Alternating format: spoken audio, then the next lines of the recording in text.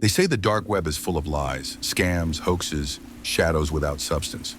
But sometimes a shadow points to something real, something too dangerous to speak aloud. Adrenochrome, a word whispered in forums, buried in leaked files, erased from conversations that dig too deep. It is not sold like a drug, but guarded like a ritual, hidden behind masks and codes.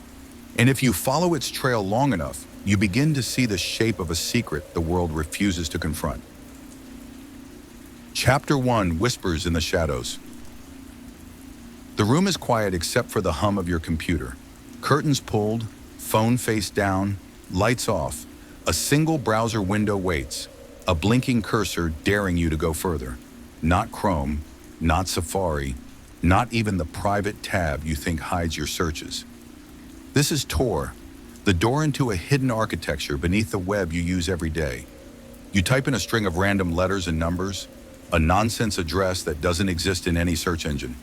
For a moment, nothing happens. Then the page resolves into something almost ordinary, a marketplace, a list of categories, a plain, stripped-down interface. But then your stomach tightens. Stimulants, opioids, dissociatives, expected. Then stranger categories, organs, ritual kits, rare extracts, and buried between them, barely noticeable, like a whisper you weren't meant to hear. Adreno Gold. Life essence. No bright banners, no logos, just grainy photographs. Small glass vials, capsules. Price tags in Bitcoin so high they make cocaine look cheap. You scroll further. Some vendors have star ratings, cryptic reviews. Arrived sealed, effects, unreal. Another says simply, for serious initiates only. The language feels less like marketing and more like initiation. What is adrenochrome really? And why does it hold such an aura of horror? Scientists in the 1950s thought it was just a byproduct of adrenaline, maybe linked to psychosis. But here, on these hidden markets, it isn't treated like a boring lab curiosity. It's presented like treasure, like sacrament. You can't shake the thought, is it drug, is it ritual, or is it both? Who are these vendors? Scammers, organized crime, or something older and more ritualistic? The usernames feel like masks, Lazarus extracts, Phoenix blood, Nightshade. You imagine who could be behind them. Not some teenager running scams for fun. This feels different, more practiced, more deliberate. And then you remember something. Back in 2017, the internet was obsessed with the Cicada 3301 puzzle. Strange codes appeared online, pulling thousands of people into a labyrinth of cryptography and philosophy. Officially, it was unsolved. But in the deeper forums, some claimed that hidden among the decoded texts were veiled references to life extension, blood rituals, and even adrenochrome. Was Cicada a recruitment test for intelligence agencies? Or was it something darker? Secret societies probing for initiates willing to follow whispers. The memory makes the screen in front of you feel heavier. You scroll again, another listing. This one tagged with a red warning, ships frozen. No refunds, no questions. It feels like fiction, but you know better. In 2019, entire threads on Reddit and 4chan cataloged these kinds of listings. Users screenshot pages, shared vendor names, tried to decode the jargon. Within hours, the threads were wiped. Accounts banned. No explanation. The deletion only fueled suspicion. If adrenochrome was just fantasy, why erase it? Why treat it like dangerous knowledge? Your hands hover over the keyboard. Rationally, you should close the tab. But the marketplace doesn't feel like fantasy. It feels like a machine, alive in plain sight, waiting for the curious and the desperate. The names, Adreno Gold, Life Essence, aren't there by accident. Someone is offering them. Someone is buying. The page flickers slightly, as if reminding you you're not welcome here. And yet you can't stop staring. Because once the word adrenochrome appears on your screen, it doesn't vanish. It stays in your mind like smoke. Is this just another dark web hustle or the edge of a ritual trade no one dares admit exists? Chapter 2: The Origins of a Myth. The story doesn't begin in a dungeon or a secret society. It begins in a laboratory. The year is the 1950s. White coats, sterile glassware, fluorescent lights humming overhead. Psychiatrists are dissecting the mysteries of the human mind, searching for chemical keys that might unlock madness or cure it. In their tests on adrenaline, they notice something strange, a breakdown product that alters the way the brain perceives reality. They call it adrenochrome. At first, it's just another chemical in the endless catalog of human biochemistry. But in clinical notes, there are whispers. Some patients report hallucinations, states resembling schizophrenia. Could this compound be a doorway to madness, or a window into another kind of consciousness? How did a chemical byproduct of adrenaline transform into the holy grail of forbidden substances? Two names stand out: Aldous Huxley and Abram Hoffer. Huxley, author of Brave New World, was fascinated by altered states. Hoffer, a psychiatrist, believed adrenochrome might hold secrets about psychosis, and possibly about mystical experience. Together, they speculated that this compound might explain visions, inspiration, even the shamanic trance. For a moment, it seemed adrenochrome might become the focus of psychiatric revolution. But then the research disappeared, quietly. Studies that had begun with such promise were archived, suppressed, dismissed as irrelevant. Mainstream psychiatry brushed it aside. No follow-up, no deeper exploration, almost as if someone wanted the trail to go cold. The chemical might have been forgotten, except it slipped into literature. Fast forward to the 1970s. Hunter S. Thompson, the high priest of gonzo journalism, puts pen to paper. In Fear and Loathing in Las Vegas, adrenochrome appears not as a dull lab product, but as the most potent, forbidden drug in existence. His characters whisper that it must be taken fresh, that it produces terrifying, mind-bending highs. The passage is short but unforgettable. Readers are left wondering, was Thompson exaggerating for effect? Or was he dropping a hint disguised as satire? Why do powerful people get accused of consuming it? And is this slander or a smokescreen hiding truth? From that moment, adrenochrome left the world of science and entered the world of conspiracy. The chemical was no longer just a compound. It became a symbol, an elixir linked with secrecy, power, and corruption. Internet forums later fed the rumor. Celebrities, politicians, elites whispered to be addicted. Whether or not evidence surfaced, the accusations clung like shadow. Then came 2005. Thompson is found dead. The official verdict: suicide by gunshot. But rumors ignite instantly. Friends claim he had been working on an expose, one involving the rituals of the elite, adrenochrome included. Family members describe inconsistencies. Online forums erupt. Was Thompson silenced? Coincidence or consequence? The loops won't close. Was adrenochrome discarded by science because it was useless, or because it was too dangerous to explore? Did Hunter S. Thompson fictionalize the drug, or did he slip truth between the lines, laughing as readers dismissed it as a wild joke? And why do stories of powerful people's obsession with it refuse to die? From lab bench to literature, from psychiatric journals to conspiracy threads, the trajectory is unmistakable. What began as a medical curiosity became a myth, and myths have more power than chemicals. Because now, when you see the word adrenochrome, you don't think of molecules. You think of secrets. You think of forbidden rituals. You think of elites whispering in locked rooms, their veins carrying something you were never meant to touch. And you wonder, was this myth created to hide the truth? Or is the myth itself the truth, hiding in plain sight? Chapter 3. Behind the listings. The page looks simple, almost too simple. A search bar, a grid of listings, prices in Bitcoin. But once you're inside a darknet market, you begin to notice details that normal shoppers would miss. The categories don't just say pills or powders. They whisper. Words like elixir, essence, extract. Words that feel older than chemistry. You click deeper. Each product has a title. Some sound clinical, Adreno 99. Others sound like prophecy, life essence, phoenix tears, red harvest. The photos are blurry, often just vials on a table or capsules in plastic bags. No flashy branding, no guarantees. Yet the eeriness is in the consistency. Different vendors, different markets, but the language, the code, is always the same. Who produces it? And what does harvesting really mean? Is there a lab somewhere with sterile equipment, extracting and bottling? Or does harvest mean something else? Something closer to ritual than science?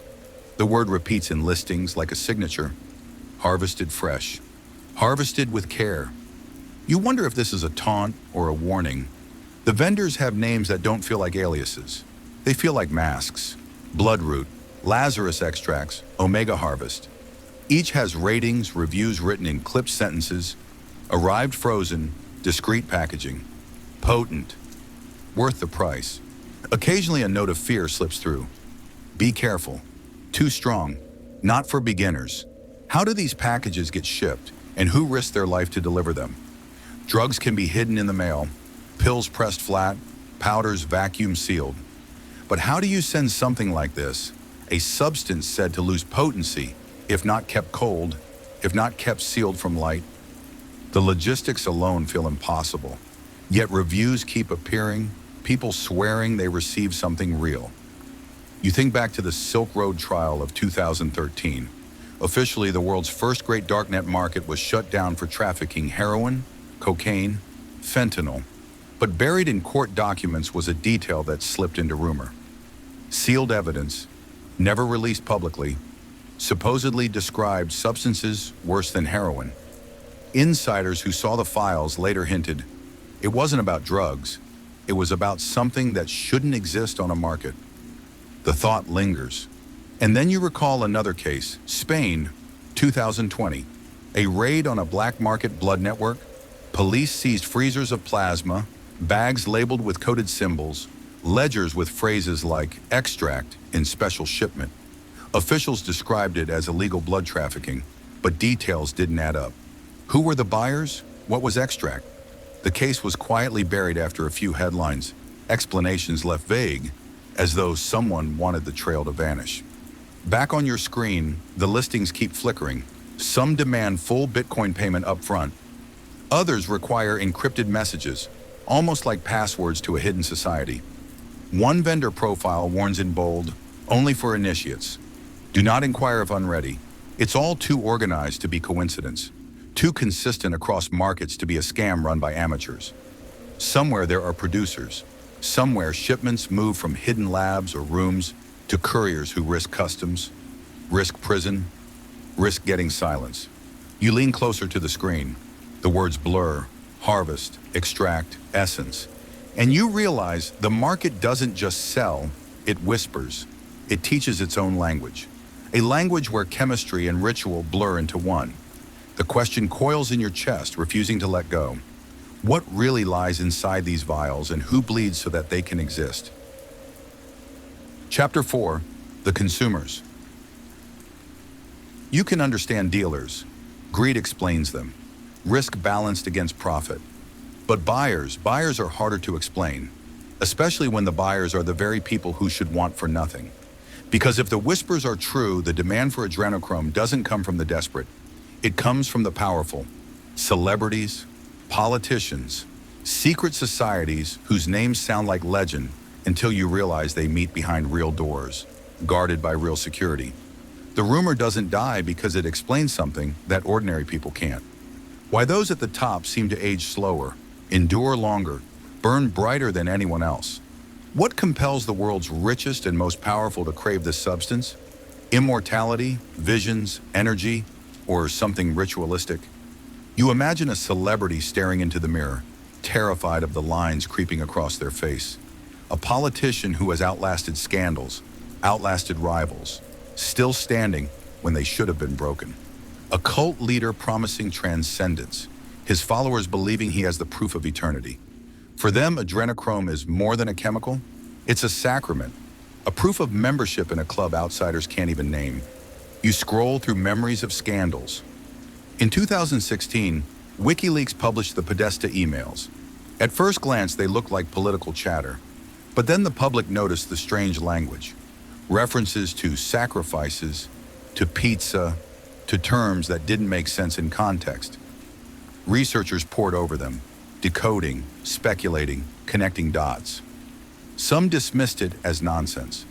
Others saw it as proof of coded communication, rituals woven beneath the language of politics. And once the whispers started, they never stopped. What happens to whistleblowers who dare connect names with the market? The pattern is consistent. Those who speak too loudly are mocked, discredited, or simply silenced. Sometimes publicly, careers ruined, reputations shredded.